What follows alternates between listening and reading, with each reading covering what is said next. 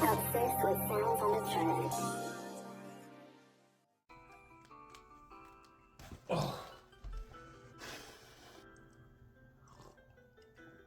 I'm sick as ass right now. Hashtag under the weather ODub. Despite that, I'm doing this video because I've done this video about 5 times now. I basically did the video about once or twice and didn't like how it came out.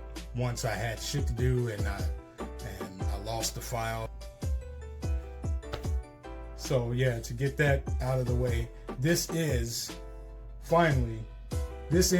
my top 10 games I beat in 2024. Let's be clear, this won't be all 2024 release games. I do not consume video game media like that. If this is your first video you've seen of mine, I'm on a personal mission to beat every game in my backlog as of right now. That sits at about 1,300 games plus. This is games I played this year that I deemed the top of my list, in my personal opinion. So I beat about 24 games in 2024, and cutting down my favorite to 10 wasn't as easy as I thought it was going to be. Before I started making videos, I never really thought about putting games I beat in a tier or number ranking. I just would document the games that I've beaten. So sitting down going through them all took a few days. Doing this video took a few weeks. Some games I thought would make the cut, I ended up taking them out.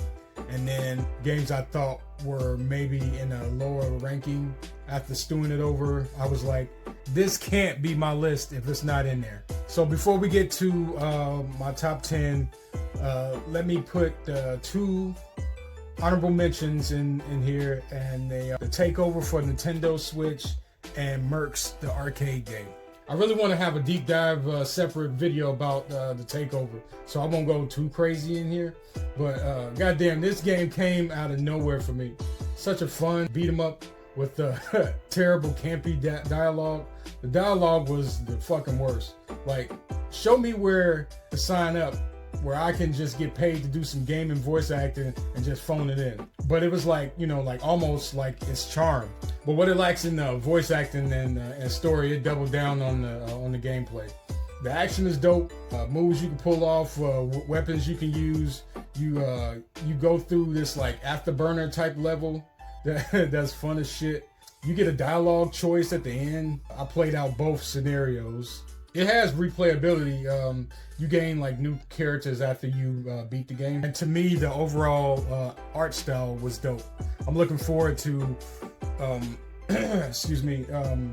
talking about the takeover in a later video. But the takeover was my favorite beat 'em up I played this year. In 2024, I might fuck that up a couple times in this video. My other honorable mention was Mercs, the old 1990 arcade game. I remember when I was doom scrolling in my emulation storage bank, and I was like, I never put any time into Mercs when I was younger. I honestly don't think I played it back in the day, so I don't know what drawed me to it. One of those games you miss out on, but glad you finally got a chance to experience it. Picture top-down Contra, but actually fun. Yeah, I said it. Going through the arcade version of the sequel to Commando was a shit ton of fun. I gave myself about 8 credits to get through the game. I think I died like 5 times, so I ran it back and gave myself 5 credits, and then I ended up beating it in 4. Had me at work the next day thinking I could no-death this bitch, but I haven't went back to it yet. Fun as shit, top-down classic. Mercs, no-death run, coming in 2025. We'll see. Let's get to the meat of the top 10 games I beat this year. Starting at number 10. I'm going to say this is the only game on this list that I don't physically own, and it's Gris for the Xbox Game Pass. The term cozy games annoy the shit out of me to no end. So I'm going to call this a chill game, but it's even more than that, I think. I spent like 2 days playing through this game and couldn't think of shit else but the message it was trying to put out there. There isn't any voice dialogue for the majority of the game, so what they do in the visual sense tells the story. It's a platforming puzzle game with a lot of like aha type of puzzles. Like, I never got stumped on any or had to look something up online, but you'll get like one of those puzzles and you're sitting there like, you know, well, what the fuck is going on? But then you'll see an object maybe laying in a spot and you got to interact with, and then you like, you know, that light bulb kicks on and you're like, you know, okay, I can figure it out now. I went on others reviews of people takes on this game, and after ciphering out the ignorant dumb fuckery that the internet provides on a regular basis, you can see that people had different takes on the meaning of this game. I don't want to spoil it for nobody, but this game is a must play. To buy it physically is topping over $300 fucking dollars. That's crazy. I'm glad I'm not like one of those typical physical for life and nothing else type of people, because I would have missed out on this gem. This game was the fucking titties. This game was my number 10, and not that many games I could think of hit me emotionally. That was crazy, and that was my number 10. So, Jesus Christ. So number 9 should have been number 10, actually, if we being honest. But I had a shit ton of fun with this game too, and it gave me a organic surprise due to me not doing my research on the game, and it's Trey Payne 2. I think I saw a 30-second trailer of this game or heard someone talk about it. They had like B-roll of the game in like 2013, and I thought it looked like, you know, my favorite first-person shooter of all time, Black. The blowing up environments, the battle damage, but just like elevated for modern gaming. One of the good reasons that it is sort of work in your favor to go into a game blind, like it heightens your experience when you don't get spoiled on the story and the overall meat of the game. You can't go through it guns blazing. You gotta, you know, use your environments and this slow down mechanic that is limited to get to your next destination. The set pieces are dope. Like, once again, I love how this game didn't show its hand right away at the beginning. It didn't get like into the second mission till everything opened up and revealed itself to me, the clueless gamer, that this wasn't a clone of Black. So I'm going through the mission, right? And the shit is tweaking out, and I still don't know what the fuck is going on. Then this building you're in turns into a hospital, or maybe I was in a hospital, I don't fucking know. And then you start seeing blood and shit, and then you start seeing severed bodies. And I wish I had streamed my reaction, because at this point I'm still fucking confused.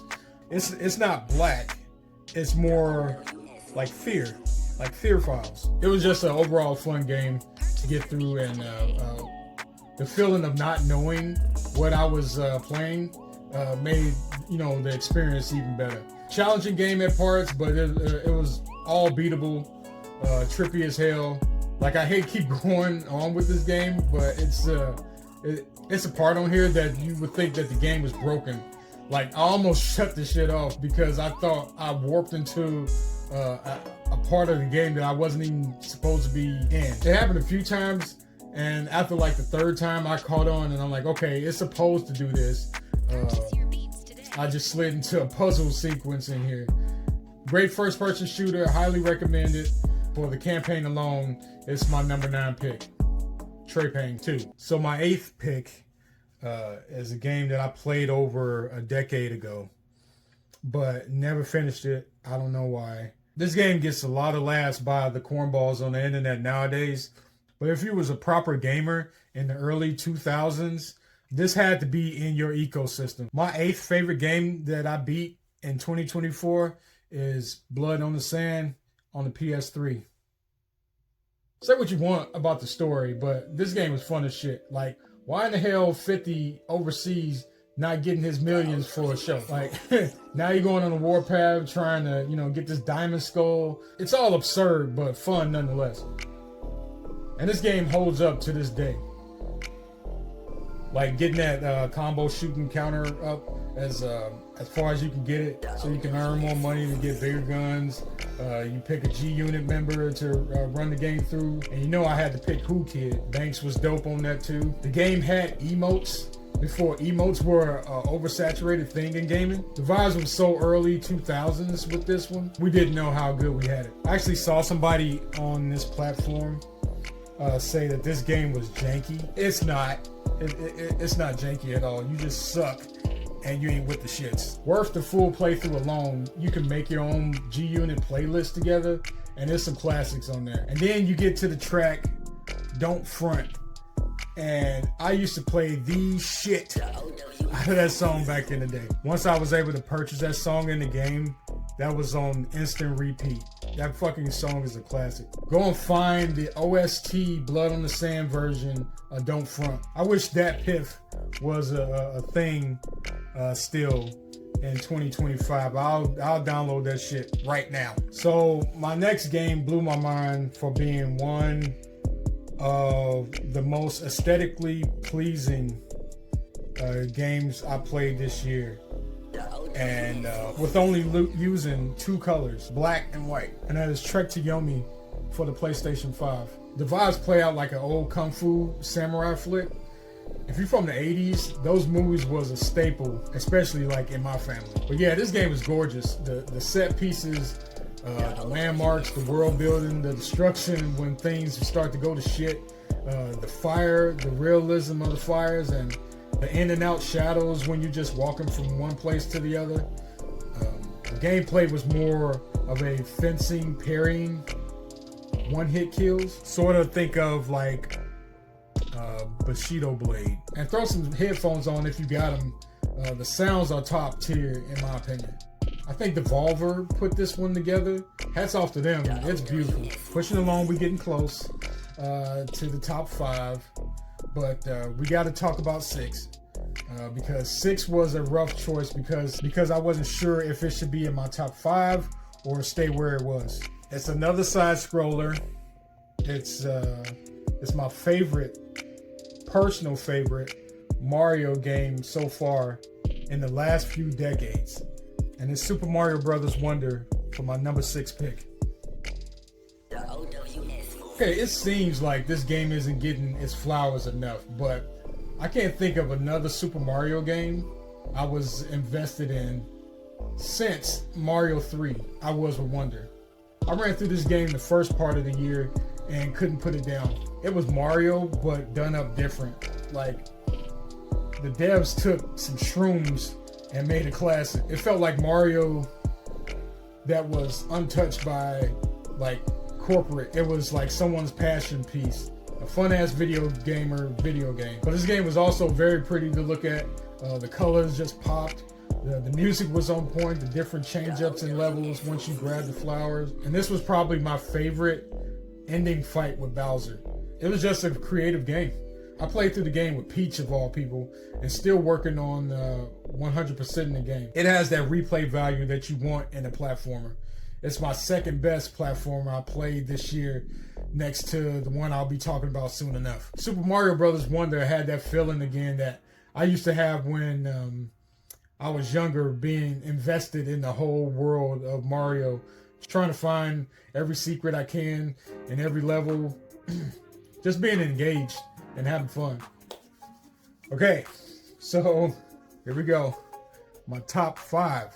This one was a no-brainer for me, and it had nothing to do with the gameplay. As a matter of fact, I actually hated the gameplay in this game. I honestly did not care for the gameplay at all. What it came down to, and what made it be my number 5 pick in this list, was the music and the story. And those two things alone made this one of the best games I played, hands down, in 2024. And my number 5 pick is El Paso Elsewhere. Look, I'm asking folks, I'm asking y'all to buy this fucking game, then download the free soundtrack that comes with it. The shit is a banger. Hip hop, rock, industrial techno, synth pop, Like you get to a certain level and someone's rapping about the shit you have to do in the game, and it all like transitions perfectly. When you get into areas that's not as tense, the music mellows, then it revs back up once the action kicks in. Some catchy music, that was the bread to the story's butter. The story goes, you're James Savage, a vampire hunter that's overly medicated, a heavy drinker, and he has to kill his vampire, mentally abusive ex-girlfriend, or she'll end the world. This is another game that I just kept on thinking about during game sessions when I was playing and when I wasn't. The story is what kept me going more as the game played out through each level, and it was a lot of, you know, talking to self dialogue during the game. Like, am I for real gonna go through with this? You know, I wonder what she's doing right now. You find these projectors, and then they play out like moments when James and his ex were on like better terms, when they weren't on good terms, and just the cutscenes further the story. Beating this game was a no-brainer. The gameplay itself and how the game overall looked is what I could not enjoy at all. That tells you how great the other things about the game was, because it's ugly as shit. When you weren't in the cutscenes, the variety of enemies were very little. It had about 6 to 8 different enemies through the whole game, and I know it was going for that Max Payne old school PS2 look, but it didn't hit when it came down to the villain department. They shit the bed. It was just samey. The combat was repetitive. A lot of the jump in, slow-mo, shoot the monster, rinse and repeat. It was a few choices of weapons you could get during the game, but nothing to, you know, move the needle about. They actually had an option to cheese the game, or, you know, basically cheat. Honestly, I put some of these on just to move the game along. It was the world that I was interested in.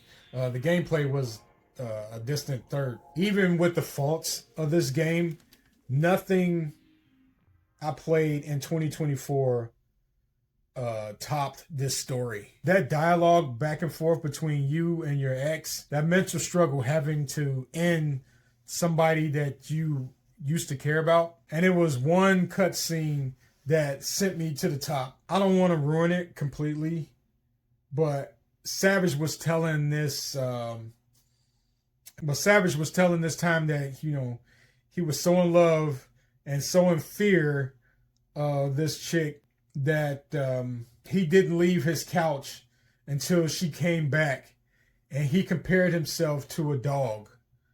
When he's going through this monologue, you can hear the anger and sadness and frustration in his voice. Like, yo, you did this to me. I loved you, and you did that. So he's sitting on the couch for days, and then she finally comes back. When she finally came back home, she told him, good boy, good boy.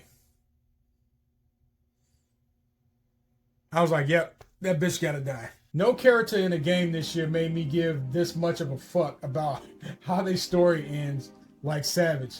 And that's tip of the cap to the creator of El Paso Elsewhere. So for that has to be my number 5 pick of my top 10 list. Okay, so number 4. My little TT. That's my daughter. Number 4, pretty simple. This franchise has came back from EA Sports ashes. It brought me back to, you know, simulation football games, as I've been on somewhat of a football game hiatus since Madden 22. So no shocker, what this game is EA Sports College Football 25.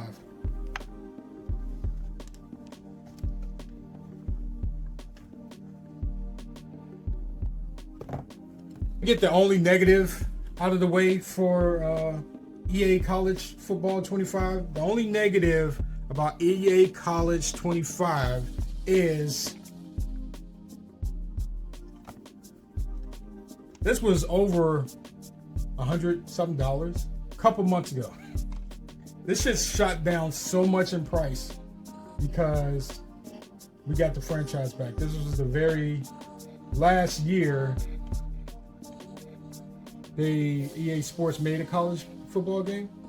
I don't get into games for valuable price and shit, but I got this one dirt fucking cheap, and it shot up in price. So that's the only negative I have and stuff. You know, this one's still a good game, but it's damn near worthless now. I can't compare the current Maddens to what this offers. I doubt that it has the same vibes as this. The overall feel of being part of a college game is in this bitch. They didn't sleep on the feeling and the atmosphere on the game. Like, it hits different compared to a regular NFL game. The crowd is more involved, nobody's sitting on their hands. It really hits that complexion of college football. More so than the look of it, it just feels good to play. I could be wrong, but it feels faster compared to other Madden games. The plays seem more well balanced, and just was a overall joy to play, and just overall more enjoyable experience. Going back to the field, they got each stadium on point.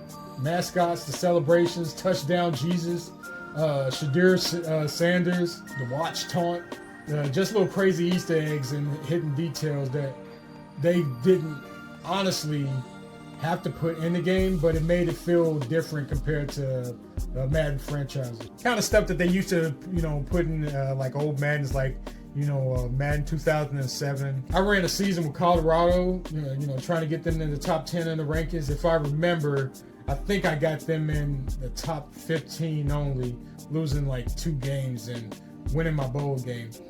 I only do Dynasty for what that provides, so I don't see myself in any other modes. I do play the mini games. I thought those were a shit ton of fun. And those 2 alone has, replay value. I did see others complain and say that this game was like bare bones and it should have like, more modes. I honestly can't relate to that shit because what they offer in here basically is what I'm looking for. I don't do no online. I don't do all these, crazy bring a no-name player from, the ground up shit. I'm not going to play with any online leagues. So what this game serves me is damn near perfect. I say damn near because one and only thing that kind of pissed me off is not being able to alter the players how you like. Like a consumer, I feel like you should be able to play the game how you like and shouldn't be restricted on options and choices. Yeah, sometimes I like to go into the attributes and change some things up. I'm actually showing that it may have been an option in the game, but then, like, for whatever reason, I'm guessing the license issue, they blocked it. Just seemed kind of lame. But that's a gripe. That didn't fuck the game up for me. Just took me out of it for a minute. Hopefully the next year's version won't let you be too restricted on how you want to set up your gameplay, because in the end, it's just a fucking video game. So I'm not mad, EA. I'm just disappointed. They stay updating this thing and even giving you like update unis for free. So shout out to them for that shit. And it's my top sports game I played this year. That's why it's number 4 on my list. So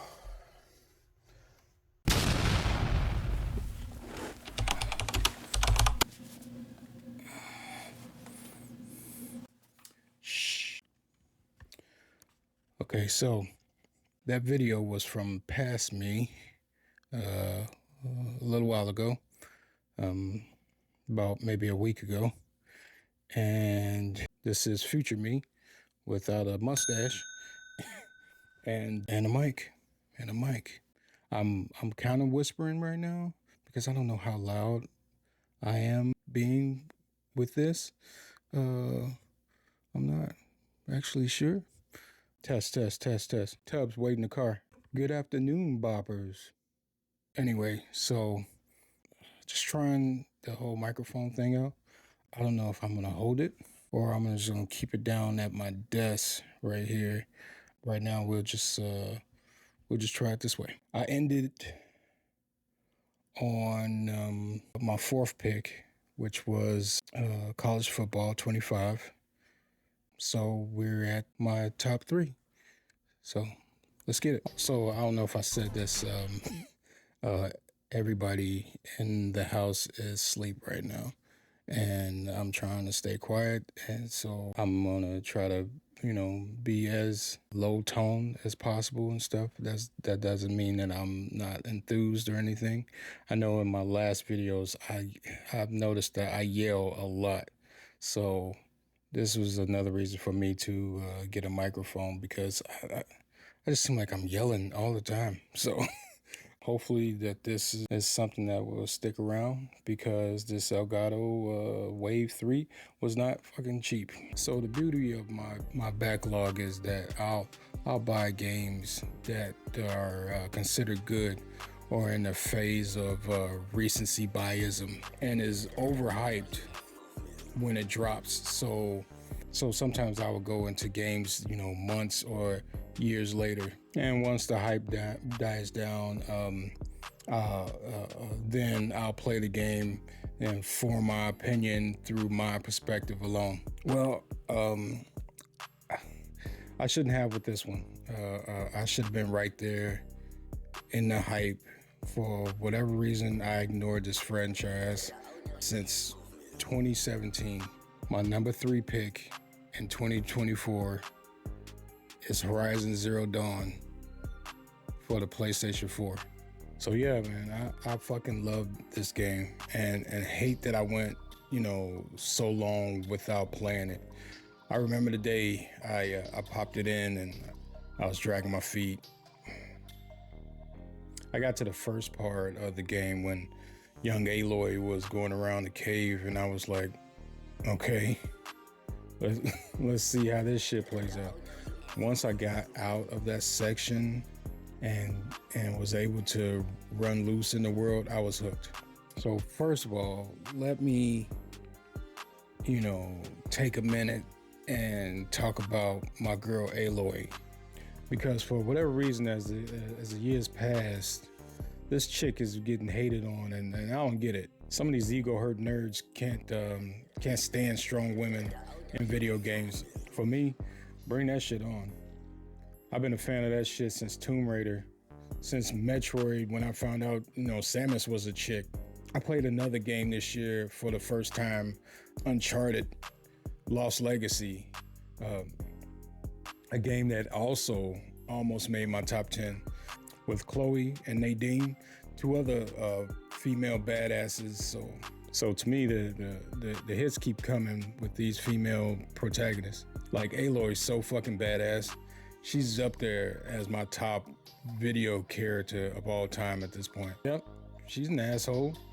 Maybe she even a bitch, but she also gives a fuck. She about helping out people, but she ain't with the fuck shits. And I dig that about her. I don't want to hear shit negative about Aloy. She got a fan in me.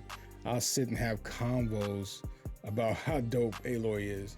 Shit, my son knows I love me some Aloy. I should have turd when they put the Horizon Zero Dawn level in Astrobot. Yep, it's that deep. But I gotta give love to the overall game. For a game in 2017 that feels more modern than this fucking game looks good. The interactions with people you meet in the main story can seem a bit janky, on the janky side, but the world itself and the cutscenes are top notch, in my opinion.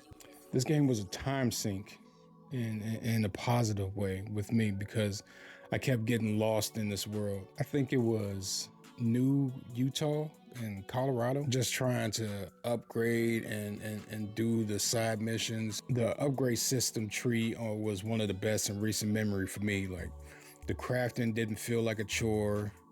The trying out new weapons to bring down machines, like setting up traps for watchers and chargers, upgrading your staff to get, to the point of, being able to one-shot some of these motherfuckers, finding ways to climb up to long necks to, open up new areas. Nothing is more satisfying in finding ways to take down those thunder jaws and those rock breakers, and then after fighting one for about like 10 minutes, you finally blow that bitch up. Whew. Like before I played the game, I heard that the side content was like trash because it was all fetch quests.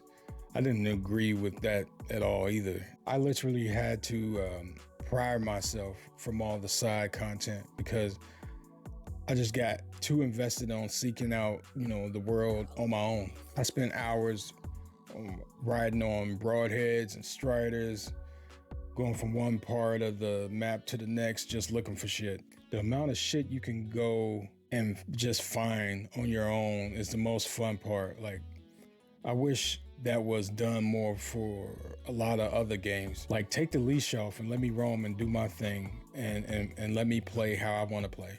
And God help me, the ability to quick travel in every area once you discover it is the fucking titties. The fucking titties. I know it's not a new mechanic, I get that, but it was times I was getting my ass kicked and I was able to dip the fuck out, find a merchant and add some ammo, then get back to it. It's such a quality of life thing that mechanic should be in every fucking game to the end of time, even in sports games. This game had no business looking as good as it did. The world building is top notch. The story is engaging. I enjoyed it.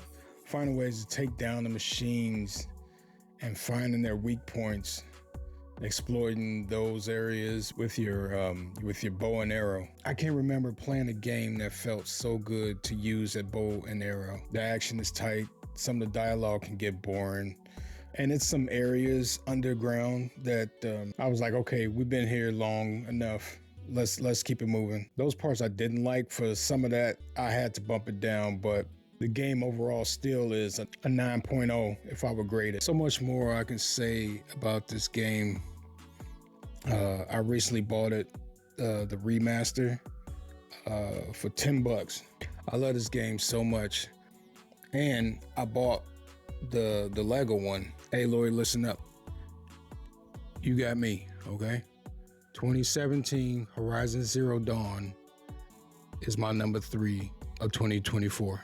We got the last two, so I was trying to figure out how I would go about presenting the last two. Should I show the number 2, talk about it, then get to my number 1, or show them both and say, which one was number 2 or which one was 1? I think I fucking confused myself by saying that shit out loud. Fuck it. All right. We got Astrobot and Tekken 8.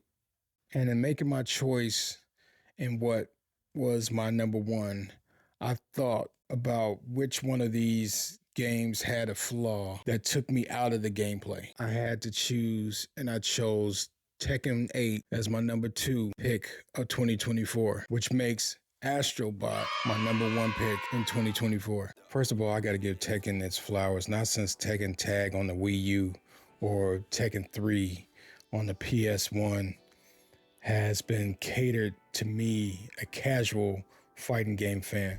A solo couch fighting gamer, a button mash mafia bitch like myself. This game is so rooted for folks that hate online and just want to get into some matches and figure some mechanics out. They made 2 campaigns for people to play out. Normal continuation of the story with Jin Kazama. They recently added to the campaign with the return of Heihachi, and another story where you can take your personal avatar into different arcades and challenge people like you fucking Fred Savage in The Wizard or some shit. That's probably a bad reference. But they didn't have to go this hard with the content. They gave a lot in this game, and the whiny chatter online about this game, they definitely don't speak for me. I fucking love this game.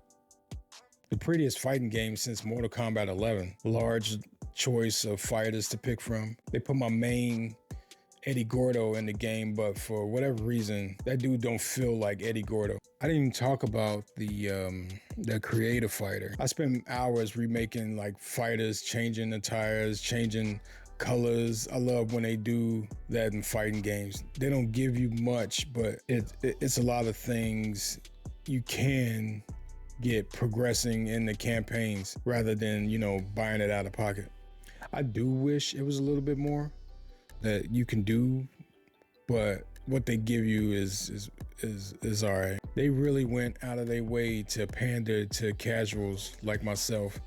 And I even went and did a few ranked matches online. I never had a bad connection. The matches ran smooth. Another polarizing fighter that was oddly hated on Mortal Kombat 11 was like this, very casual heavy on the solo, offline content, and just overall fun to play. If you do those things for me, I'll buy day one.